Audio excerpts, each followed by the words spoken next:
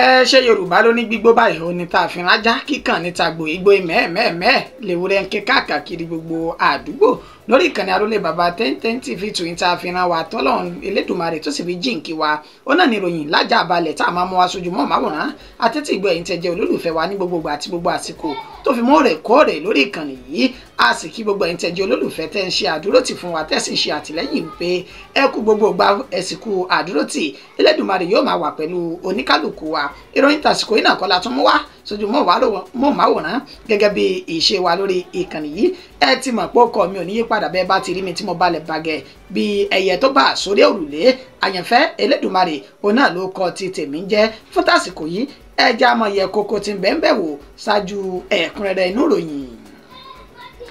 Àjogúnbá ní gbèsè tó wà nílẹ̀ yìí o gbèsè owó tó tó 8.9 billion naira ni mo jogún gẹ́gẹ́ bí alága ẹgbẹ́ òṣèlú APC Umaru Ganduje ló sọ èyí di mímọ̀. Nípa ti rògbòdìyàn ilé ìgbìmọ̀ asòfin ní ìpínlẹ̀ Èkó ẹni tó jẹ́ kíláàkì tán fọwọ́ òsì júwe ilé fún ònà náà ti ń ṣe bẹ́ẹ̀ lérí fùrùkọ́kọ́ láti fọwọ́ òfin bọ ọ̀rọ̀ náà nípa bí wọ́n ṣe yọ kúrò lórí àlééfà. Iléeṣẹ́ ọlọ́pàá ilẹ̀ yìí ní àwọn ti ṣetán láti wá gbogbo ọ̀nà àti gbogbo agbára àwọn láti fi gbé tó jẹ́ olórí ọ̀dọ́ ẹgbẹ́ Afẹ́nifẹ́re sílẹ̀ lákàtà àwọn ajínigbé báyìí. Àwọn ọlọ́pàá ṣe ìkọlù sí ibùba àwọn ọ̀daràn ní ìpínlẹ̀ Taraba wọ́n kó afurasí tí kò dín ní 20 nígbà tó tún gba ohun ìjà olóró lọ́wọ́ wọn. Nínú ìròyìn tó fi ara jọ eléyìí tí mo mú wá yìí ó ní ti àwọn ọmọ ogun ilẹ̀ yìí tán ṣe ìkọlù sí ibùba àwọn oníṣẹ́ láabi nígbà tán fi páńpẹ́ òfin mú ògbóǹtarìgì ajínigbé kan. Ìròyìn ìṣẹ́gun náà tún lélẹ́yìí tí ń bẹ wájú mi yìí ikọ̀ ọmọ ogun ilẹ̀ yìí náà tún ṣe bẹ́ẹ̀ tẹ̀síwájú nínú ìkọlù wọn ní ibi tán ti dóòlà ìyá kan àti ọmọ rẹ̀ nígbà tán ṣekú pa ọ̀pọ̀ àwọn ajínigbé tọwọ́ sì tún bá ìmíì lẹ́ni tó fara gbọgbẹ́ ní ìpínlẹ̀ Plateau. Ọwọ́ tún ti bà oníṣẹ́ láabi mìíràn ní ìpínlẹ̀ Ọ̀yọ́ báyìí lẹ́ni tó ń lo àwọn aláboyún láti fi ṣe ètùtù ọrọ̀ ní ìpínlẹ̀ Ọ̀yọ́. Ìròyìn náà dé ní ẹ̀kúnrẹ́rẹ́ báyìí. Àjogúnbá ní gbèsè tó wà nílẹ̀ yìí gbèsè owó tó tó 8.9 billion naira ó ní mo jogún gẹ́gẹ́ bí alága ẹgbẹ́ òṣèlú APC Abdullahi Umaru Ganduje ló sọ èyí di mímọ̀. Pẹ̀lú bí ìròyìn náà ṣe ń tẹ̀ wá lọ́wọ́ lẹ́ni tí ń ṣe ọjọ́ 29 inú oṣù kejì ọdún tá a wà yìí níbi tí àwọn ẹgbẹ́ òṣèlú APC lápapọ̀ jákèjádò lédè Nàìjíríà tí wọ́n ti ń ṣe ìpàdé èyí tí ó ń wáyé lọ́wọ́ ní olúlulẹ̀ tí ń ṣe Àbújá èyí tí wọ́n pè ní National Working Committee èyí tí ẹni tó jẹ́ gómìnà tẹ́lẹ̀ ìyún Abdullahi Umaru Ganduje tó sì tún jẹ́ alága fún ẹgbẹ́ òṣèlú APC lápapọ̀ tí ó ti sísọ lójú ọ̀rọ̀ níbi tó ti ṣe ní àlàyé wípé akitiyan àwọn lórí gbèsè tí àwọn bá nílẹ̀ ó ní owó tó tó 8,987,874,663 ó ní owó tí wọ́n jẹ táwọn sì bá ní gbèsè kó tó di pé òun dé orí àléfà gẹ́gẹ́ bí alága fún ẹgbẹ́ òṣèlú APC lásìkò tí wọ́n ṣe ìpàdé náà òun ló tún ṣe ní àlàyé fún ààrẹ Bọ́lá Ahmed Tinubu níbi tó ti sọ di mímọ̀ wípé àwọn tí ń ṣe akitiyan àti ọ̀nà nípa báwọn yóò ṣe báwọn tí wọ́n jẹ́ ọmọ ẹgbẹ́ èyí tí wọ́n jọ ní ìfọ̀rọ̀jomitoro ọ̀rọ̀ pẹ̀lú àwọn ọmọ ẹgbẹ́ tí inú bí láti lọ́jọ́ fi ogun òtòlò tó ọ̀rọ̀ náà nígbà tó sì fi ọmọ ẹ̀ wá sọ́jà níwájú ààrẹ Bọ́lá Ahmed Tinubu pé ẹgbẹ́ òṣèlú APC yóò tún máa ní ìtẹ̀síwájú nípa ohun mèremère àti ohun rere pẹ̀lú bó tún ṣe ṣe bẹ́ẹ̀ sọdímọ̀ pé gbogbo àwọn tí wọ́n jẹ́ gómìnà tuntun tó jáwé olúborí nínú ẹgbẹ́ òṣèlú APC gbogbo wọn náà péjú pésẹ̀ síbi ìpàdé ọ̀hún nínú tó sì ṣe ní àlàyé pé àwọn ń ṣe akitiyan àwọn láti lè jẹ́ kí ẹgbẹ́ òṣèlú APC kó wà lókè téńté láàrin àwọn ẹgbẹ́ òṣèlú tó kù ní orílẹ̀-èdè Nàìjíríà. Fídíò náà bẹ́ẹ̀nbì ẹja ṣàfihàn rẹ̀ fún wa. Your Excellencies, in fulfillment of our promise of taking the party to the grassroots, the National Working Committee introduced a new people-centered approach to campaign administration instead of the usual practice of inaugurating national campaign governorship councils for states in Abuja. The campaign council are inaugurated in the affected states to allow for more and greater participation by party members and other stakeholders in their respective states. Your Excellency, we have also embarked on massive reconciliation of agreed party members, and this move is gradually yielding desired positive results for the party. Through dialogue, we have initiated high-level discussions among party leaders and other stakeholders with a view to resolve lingering differences between our members. Ẹ káàbọ̀ padà. Nípa ti rògbòdìyàn ilé ìgbìmọ̀ asòfin ìpínlẹ̀ Èkó, ẹni tó jẹ́ kíláàkì tán fọwọ́ òsì júwe ilé fún òun náà ti ń lérí fùrùkọ̀kọ̀ báyìí láti fọwọ́ òfin bọ ọ̀rọ̀ náà nípa bí wọ́n ṣe bẹ́ẹ̀ yọ lórí àlééfà.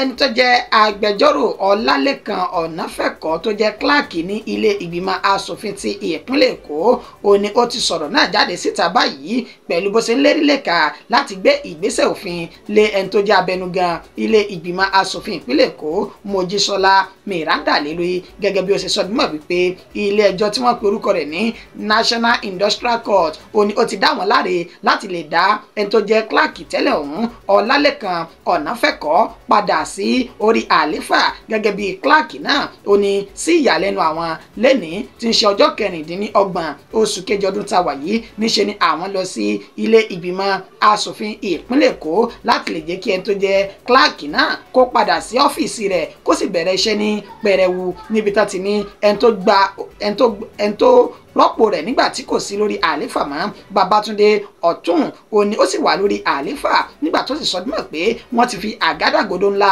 wọ́n ti fi ti ọ́fíìsì rẹ̀ ètí wọn ò fi àǹfààní sílẹ̀ láti lè jẹ́ kí Ọlálékan kó wọnú ọ́fíìsì ọ̀hún ó wá ní fún ìdí èyí níṣe làwọn yóò ti ọwọ́ òfin bọ̀rọ̀ yìí o táwọn yóò sì gbé Mojísọ́lá Miranda Lasbat lọ sí ilé ẹjọ́ lórí ẹ̀sùn wípé ó tako àṣẹ èyí tí ilé ẹjọ́ tó pa nípa pé kí Ọlálékan Ọ̀nàfẹ́kọ̀ kó padà sórí àléfà gẹ́gẹ́ bí kíláàkì ilé ìgbìmọ̀ asòfin ọ̀hún tẹ́ ẹ̀ bá gbàgbé ẹni tó jẹ́ kíláàkì ọ̀hún onáfọwọ́sí júwe lé fún ní ọjọ́ 13 oṣù kínní ọdún 2025 pẹ̀lú awuyewuye ọ̀rọ̀ nígbà tí wọ́n yọ abẹnugan tẹ́lẹ̀ Múdàsírù Ọbaṣá tí wọ́n yọ náà kúrò lórí àléfà ní àtúnlọ àti àtúnbọ̀ níṣe ni adájọ́ MN Ozowe ló ti wá sọdúnmọ̀ wípé kí ẹni tó jẹ́ kíláàkì tẹ́lẹ̀ ọ̀hún Ọlálékan kó padà sórí àléfà rẹ̀ kó sì máa lọ sọ́fíìsì rẹ̀ gẹ́gẹ́ bí kíláàkì ṣùgbọ́n tán ni Mojísọ́lá Miranda àti ẹni tó jẹ́ Babátúndé Ọ̀tún tó jẹ́ kíláàkì tuntun ni wọn ò fi àyè sílẹ̀ nígbà tí agbẹjọ́rò rẹ̀ sì ń ṣe bẹ́ẹ̀ lérí fún Mojísọ́lá Miranda pé a pàdé nílé ẹjọ́ láìpẹ́ yìí ẹ já wo fídíò ọ̀hún fẹ́kùnrẹ́rẹ́ ìròyìn náà. 2025, the court by Justice Honorable Justice E.N. Isolo has ordered that Mr. Ọlálékan Ọ̀nàfẹ́kọ̀ should resume back his office as the clerk of Lagos House of Assembly. That order was made. We have served the order on the House of Assembly, duly acknowledged by the of the clerk of the House, and we have come today to give effect to the order of court. That's why we are here this morning. We got here this morning. There was no pressure. It was well welcomed. You understand? But the office is not open. So as you have everything, we just have to leave and look for another to come back because we need to give effect to that order of court. He is a civil servant of up to 30 years in service, and he has served the Lagos government meritoriously and with several letters of commendations and promotions till he was appointed as the clerk of Lagos House of Assembly. So you can't just by fire to promotion of one honorable who has not even put 5-10 years in the service of the Lagos government just wake up and say this is suspending someone for financial misappropriation without. Iléeṣẹ́ ọlọ́pàá ilẹ̀ yìí ní àwọn ti ṣetán láti wá gbogbo agbára àti gbogbo ipá àwọn kí wọn yóò fi gba ẹni tó jẹ́ olórí ọ̀dọ́ ẹgbẹ́ Afẹ́nifẹ́re sílẹ̀ kúrò lákàtà àwọn ajínigbé. Gẹ́gẹ́ bí ìròyìn náà bí ó ṣe ti ń tẹ̀ wá lọ́wọ́ láti ọ̀dọ̀ ẹni tó jẹ́ alukoro iléeṣẹ́ ọlọ́pàá ilẹ̀ yìí ACP Olúmúyìwá Adéjọbí tó fi ìròyìn náà léde síta ó sọ dímọ̀ wípé àwọn tí ń gbé ìgbésẹ̀ akin pẹ̀lú bí ẹni tó jẹ́ ọ̀gá àgbà fún iléeṣẹ́ ọlọ́pàá ilẹ̀ yìí IGP Káyọ̀dé Ẹgbẹ́tókun bó ti ṣe pa láṣẹ báyìí pé gbogbo àwọn ọlọ́pàá tí wọ́n gbójúgbónú tí wọ́n sì mọṣẹ́ wọn bí iṣẹ́ ó ní wọ́n ti gbé dìde báyìí nígbà tí wọ́n máa lo àwọn irinṣẹ́ ìgbàlódé láti fi ṣe àwárí ibi tí ọmọọba Ẹniọlá Joseph Ọ̀jájúni tó jẹ́ olórí ọ̀dọ́ fún ẹgbẹ́ Afẹ́nifẹ́re tí wọ́n yóò fi gbà sílẹ̀ kúrò lákàtà àwọn ajínigbé ọ̀hún. Tẹ́ ẹ bá gbàgbé ọmọọba Ẹniọlá yìí tó jẹ́ olórí ọ̀dọ́ ẹgbẹ́ Afẹ́nifẹ́re ó ní wọ́n ti jí gbé láti ọjọ́ kẹtàdínlógún oṣù kejì ọdún tí a wà yìí, níbi tí àwọn ajínigbé náà ti ń dúnkokò mọ́ ẹ̀mí rẹ̀ wípé àwọn yóò gbowó tó tó mílíọ̀nù lọ́nà ọgọ́rùn-ún náírà 100 million naira pé àwọn sì fún ní ọjọ́ méjì gbáko tí kò bá ti rí owó ọ̀hún kó kalẹ̀ àwọn yóò ṣe bẹ́ẹ̀ ṣe ikú pa, èyí tó mú kí àwọn ọmọ orílẹ̀-èdè Nàìjíríà kí wọ́n máa ké sí Ààrẹ Bọ́lá Ahmed Tinubu gẹ́gẹ́ bí ọmọọba náà Ẹniọlá Joseph bó náà ṣe fi fídíò náà léde níbi tó ti ń rawọ́ ẹ̀bẹ̀ sí Ààrẹ Bọ́lá Ahmed Tinubu, àwọn mọ̀lẹ́bí rẹ̀ àti àwọn torí ṣẹ́gun ọlọ́ fún orílẹ̀-èdè Nàìjíríà láti tètè dá owó náà jọ fún òun kí wọ́n lè gba ẹ̀mí rẹ̀ là kúrò ní àkàtà àwọn ajínigbé. Àmọ́ ṣá ACP Olúmúyìwá Adéjọbí ó ní àwọn ti ṣetán láti dóòlà ẹ̀mí rẹ̀ kúrò lákàtà àwọn ajínigbé náà. Ó tún wá rọ gbogbo àwọn orílẹ̀-èdè Nàìjíríà wípé ẹ jẹ́ ká jìnnà sáwọn ìròyìn òfégè àti ìròyìn tí kò bófin mu tí ẹ máa ń gbé jáde. Ó ní tẹ́ bá ti ń ṣe báyìí ẹ máa fún àwọn oníṣẹ́ láabi náà ní ọwọ́ ọ̀nà tí àwọn fẹ́ gbà láti ṣe ìkọlù sáwọn oníṣẹ́ láabi ọ̀hún. Ó ní fún ìdí èyí ẹ jẹ́ ká sẹnu wa ní fẹ́mú lórí ọ̀rọ̀ yìí títí táwọn yóò fi ṣe àṣeyọrí lórí iṣẹ́ náà. Àwọn ọlọ́pàá náà ṣe ìkọlù sí ibùba àwọn ọ̀daràn ní ìpínlẹ̀ Taraba. Wọ́n kó àfúrásì 20 pẹ̀lú ohun ìjà olówó iyebíye ní àkàtà wọn. Nínú oko ìrẹsì tí wọ́n pè ní Wàmúnchí ní ìpínlẹ̀ Taraba ó ní ọwọ́ ti bà àwọn oníṣẹ́ láabi kan nígbà tí àwọn ọlọ́pàá ṣe ìkọlù sí wọn lẹ́yìn tí wọ́n gba ìròyìn wípé àwọn oníṣẹ́ láabi náà wọ́n ti sọ ibẹ̀ di ibùbá tán ti ń ṣọṣẹ́. Wọ́n ṣe ìkọlù náà lénìí tí ń ṣe ọjọ́ kẹrìndínlọ́gbọ̀n oṣù kejì ọdún tí a wà nínú rẹ̀ yìí, níbi tán ni wọ́n ti fi páńpẹ́ òfin mú àwọn géńdé tí wọ́n jẹ́ ọkùnrin 20 àti oríṣiríṣi ohun ìjà olóró, níbi tán ti ní ìbọn, ọta ìbọn, ọkọ̀ yìí tí ń ṣe arrow tó fi mọ́ ọ̀kadà àti àdáni oríṣiríṣi ó ní wọ́n gbà lọ́wọ́ àwọn oníṣẹ́ láabi ọ̀hún. Nínú ìròyìn tó tún ṣe bẹ́ẹ̀ tó fi ara pẹ́ eléyìí ó ní ti ògbólógbò ajínigbé tọ́wọ́ bà ní ìpínlẹ̀ Plateau. Bákan náà ikọ̀ ọmọ ogun ilẹ̀ yìí èyí tí wọ́n ní 3 division àti Operation Safe Haven ó ní wọ́n ṣe bẹ́ẹ̀ fi páńpẹ́ òfin mú ògbólógbò ajínigbé ní ìjọba ìbílẹ̀ Barkin-Ladi ìpínlẹ̀ Plateau. Ìṣẹ̀lẹ̀ ilé ló wáyé ní ọjọ́ 24 oṣù kejì tá a wà yìí ní nǹkan dédé aago 2 ọ̀sán ó kọjá 20 ìṣẹ́jú lábúlé tó pè ní Kwọ́ọ̀kì ní ìjọba ìbílẹ̀ Barkin-Ladi yìí, gẹ́gẹ́ bí wọ́n ṣe ṣe ní àlàyé pé wọ́n gbọ́ ìpè láti ọ̀dọ̀ àwọn ènìyàn tí wọ́n sì tètè tamọ́ra nípa oníṣẹ́ láabi náà, èyí tí wọ́n ní wọ́n ṣe ìtọpinpin rẹ̀ títí tí ọwọ́ fi bà á tó sì ti ń jẹ́wọ́ ẹ̀ṣẹ̀ wípé lóòótọ́ àti lódodo ògbólógbò ajínigbé ó ní òun nìkan kọ́ sì lòún ṣiṣẹ́ náà. Àwọn táwọn jọ ń ṣe wọ́n pọ̀ ní bíbà àti pé ibi tí àwọn sábà máa ń ṣe bẹ́ẹ̀ ṣiṣẹ́ àwọn sí tọwọ́jà àwọn máa ń de ó ní ìpínlẹ̀ Nasarawa àti ìpínlẹ̀ Plateau yìí. Wàyí o ọwọ́ ti bàbá yìí lẹ́ni tó ń sọ èdè Haúsá lẹ́nu. Nínú fídíò tá a ṣe àfihàn rẹ̀ fún yín gbogbo tó sọ nínú fídíò ọ̀hún látàrí wípé èdè abínibí ti ń ṣe tilẹ̀ káàárọ̀ òjíire òun làwa yàn láàyò lórí ìkànnì yìí òun náà láti fọ́ sí wẹ́wẹ́, ṣùgbọ́n látàrí kí ẹ̀rí máa jẹ́ mi ìṣó kó lè wà nínú ìròyìn náà pẹ̀lú bí ọwọ́ ṣe bà á. A yóò ṣe àfihàn fídíò rẹ̀ láìpẹ́ yìí. Show. Kuma zuwa ba. Sai yan farsa. Sani yana yin wani abu. Kisa kuke amfani da shi. Suna zuwa da ganin ku da bindiga can.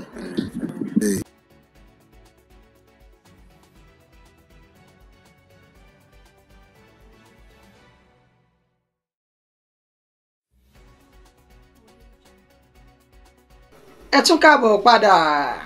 Ìròyìn ìṣẹ́gun ó tún tẹ̀síwájú pẹ̀lú bí ikọ̀ ọmọ ogun ilẹ̀ yìí tún ṣe ṣe bẹ́ẹ̀ ṣe ìkọlù sáwọn ajínigbé mìíràn ní ìpínlẹ̀ Plateau. Bákan náà ní ibi tí wọ́n ti ṣe bẹ́ẹ̀ dóòlà ẹ̀mí ìyá àti ọmọ rẹ̀. ìṣẹ̀lẹ̀ tó wáyé ní ọjọ́ 23 oṣù kejì ọdún tá a wà yìí ní nǹkan bí dédé aago 8 àbọ̀ alẹ́ ó ṣẹlẹ̀ ní ìjọba ní agbègbè tó pè ní Gidinri ìjọba ìbílẹ̀ Mangu ní ìpínlẹ̀ Plateau ọ̀hún gẹ́gẹ́ bí wọ́n ṣe ṣe ní àlẹ́ pé lẹ́yìn tí wọ́n gba ìròyìn pé àwọn oníṣẹ́ láabi ajínigbé náà wọ́n ti já àwọn ènìyàn gbé láwọn ikọ̀ ọmọ ogun lẹ̀ yìí náà pa kìtìmọ́lẹ̀ tán sì ta mọ́ra náà bá lọ́ọ́ rí ṣe ìkọlù sáwọn oníṣẹ́ láabi náà wọ́n jọ rọ̀jò ìbọn fúnra wọn níbi tó ti ní wọ́n ṣekú pa méjì lára àwọn ajínigbé ọ̀hún nígbà tí ọ̀kan fi ara gbọgbẹ́ tán sì fi páńpẹ́ òfin mú kó tó di wípé wọ́n gbé lọ sí ilé ìwòsàn wọ́n dóòlà ìyá àti ọmọ rẹ̀ lẹ́ni tí wọn kò fi ara pa bí tí ń wù kó mọ̀ tán sì ní kété tí wọ́n gbà wọ́n kalẹ̀ lákàtà àwọn ajínigbé náà gbé wọn lọ sí ilé ìwòsàn ti ìjọba àpapọ̀ ní ìpínlẹ̀ Plateau ọ̀hún níbi tán ni wọ́n ti gba ìtọ́jú ṣáájú kí wọ́n tó dá wọn padà lọ sí ọ̀dọ̀ àwọn mọ̀lẹ́bí wọn àkàkà ìmọ̀ye àwọn ènìyàn náà ti lo àwọn ikọ̀ ọmọ ogun lẹ̀ yìí lọ́gùn ẹnu lórí iṣẹ́ ribiribi èyí tán ṣe láàrin ọ̀sẹ̀ kan gbáko tí wọ́n sì fi jẹ́ kí àdínkù kó bá àwọn oníṣẹ́ láabi tán jẹ́ ajínigbé ní gbogbo ìpínlẹ̀ Plateau ọ̀hún. ẹ jẹ́ máa bọ̀ sí ilẹ̀ káàárọ̀ òjìrè tí ń ṣe ibi agbébíni tí ń ṣe ilẹ̀ Yorùbá yìí níṣe ni ọwọ́ tún ti bá oníṣẹ́ láabi mìíràn ní ìpínlẹ̀ Ọ̀yọ́ lẹ́ni tí ó ń gbìyànjú láti lo àwọn aláboyún ṣe ètùtù ọ̀rọ̀.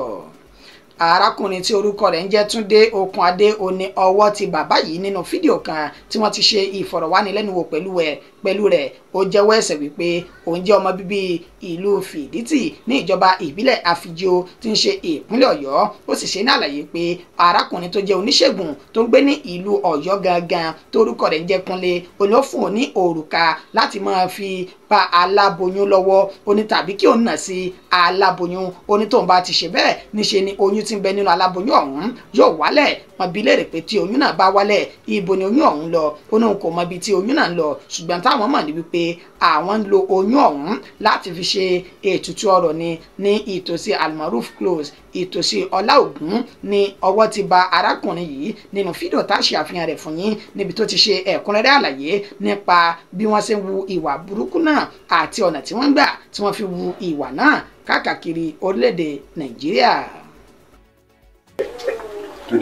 Túndé kẹ́nẹ̀ Okunadé kí ló ṣe.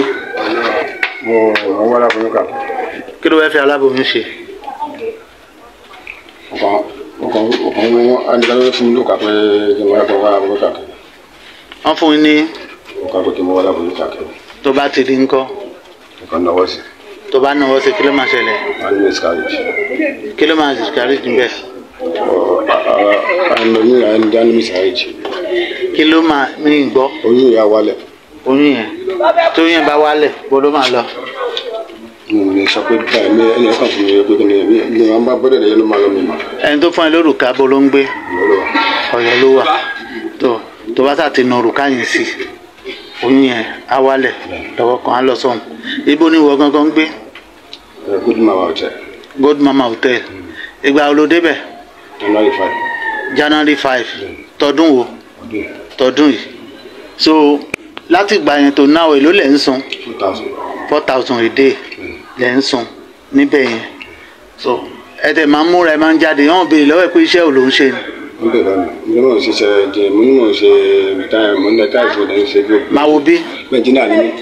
o ní ẹnjìnìá ni ẹ so ló ń lẹ táìsì àbí so tó bá ti ń múra tó ń jáde ó bá dalẹ̀ wá dé àbí mo ló ti ń dówó tó fi ń sanwó yẹn. owó ni ọkọ̀ san gbà yẹn náà wọ́n ní ló ṣe ń bẹ̀rẹ̀ ọ̀rẹ́ mi ló fún mi. ọ̀rẹ́ ẹ̀ wo. ó ní báàsì tógèètì. ó ní. báàsì tógèètì. ó ní báàsì tógèètì kí lorúkọ báyìí. airport. ó sẹ́ndì lórúkọ ó sẹ́ndì tiẹ̀. ó fún mi 50. lẹ́yìn yẹn ńkọ́. ó fún mi 20. lẹ́yìn yẹn ńkọ́. ó fún mi 10. ó jẹ́ 80,000. iṣẹ́ wo lòun bá ṣe kó tó máa fún ẹ lówó bẹ́ẹ̀. mo pa fún pé ọmọ mi ni o pé ọmọ mi sì ọkọ̀ tó ń sọ fún mi mi bá ṣe nǹkan. ó bá ṣiṣẹ́ kankan kó tó máa sẹ́ndì owó bẹ́ẹ̀ tiẹ̀ fà owó yẹn kí lẹ̀ fi ń ṣe.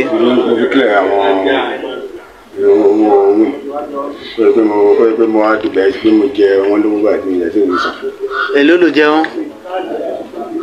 ó jẹ 27,500. Owó wà ń bẹ̀ tẹ́lẹ̀. Òun láti jẹ táǹsì ní tẹ̀sán. Ó jẹ́ 27,500. Àjẹ táǹsì ní tẹ̀sán.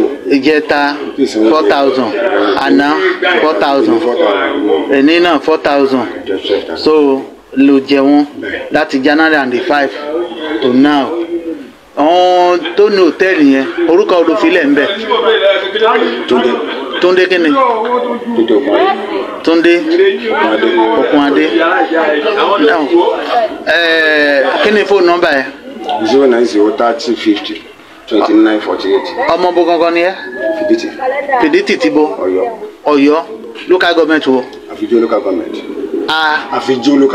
Àfijó local government ló ti wá. Tó. Now ṣé aláboyún mélòó lẹ ti ṣe bẹ́ẹ̀ fún? Mo ṣe bẹ̀rẹ̀ ní kí n ṣe àkàdá bẹ̀rẹ̀.